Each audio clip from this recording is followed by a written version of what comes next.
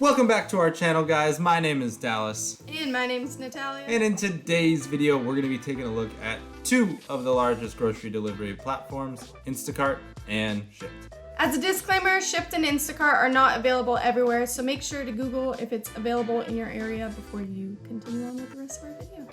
Another nice thing too is that it is available in a lot of major cities, so if you're not in a city that it's available in, you're probably really close, so you can just drive over for the day or even for just a few hours to get the same effect as a full-time job or a side hustle.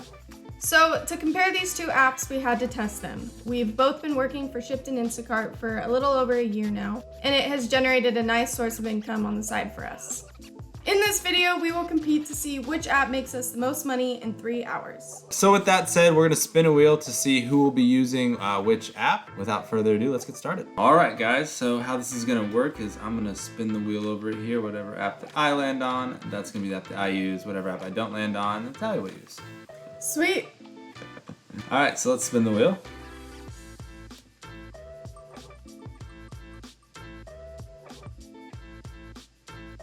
All right, and there you go. Looks like I'll be using Shipt. That means Nataliah has Instacart. We'll be right back. All right, guys, so I think we're ready now. We'll be right back. Yeah, see ya.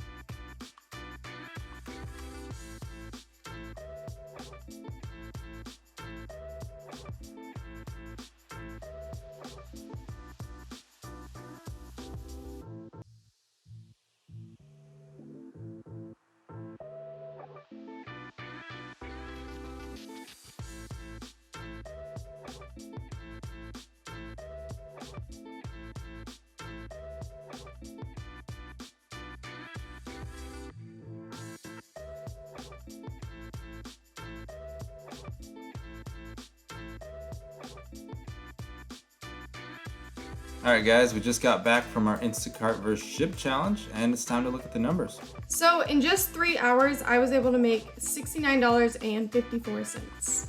And in that same amount of time, I made $72.96. So my hourly rate shakes out to be $23.18, which is pretty good considering the federal minimum wage is $7.25 right now. And my hourly rate came out to $24.32, which is again, still over 3 times the federal minimum wage. And you gotta pick your own hours. So based on my results, I'm gonna break down how much I would have made had I worked 10 and 20 hours as a side hustle, and even 40 hours if I was gonna take this full time. So at 10 hours, I would have made $243.20 per week. At 20 hours, $480 per week. Lastly, if I were to take this full time, I would have made just shy of $1,000 a week, which isn't bad considering you get to pick your own schedule as well as work, as many or as little hours as you choose. Okay, so now we're gonna put my numbers up on the screen so you can see how comparable these two apps really are. And although these numbers on the screen are pretty nice, especially considering you just have to sign up as an app, you have no boss, and you can just make money basically whenever the grocery stores are open. Exactly.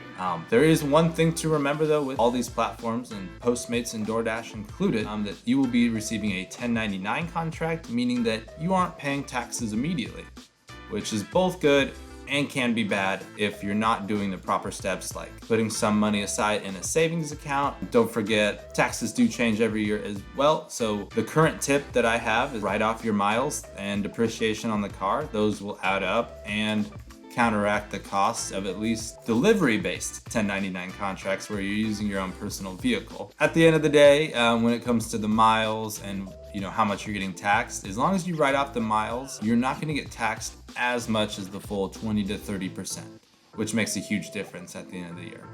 With all things considered, both apps can be highly profitable. Our biggest piece of advice would definitely be just to try both if you're curious. They both provide good wages and very flexible schedules, so you can really set up your day however you want to. Good for people that are already working or don't have a job. You can work it full-time or part-time, and it really helps if you're trying to build wealth on the side and your current job and budget just doesn't allow it.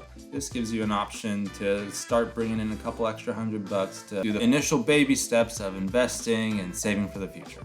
with 0 startup costs. Huge. We hope this video helped you out deciding between Shipt and Instacart. At the end of the day, they're both good options, but what would help us out is if you smash the like button and subscribed for future videos down the road.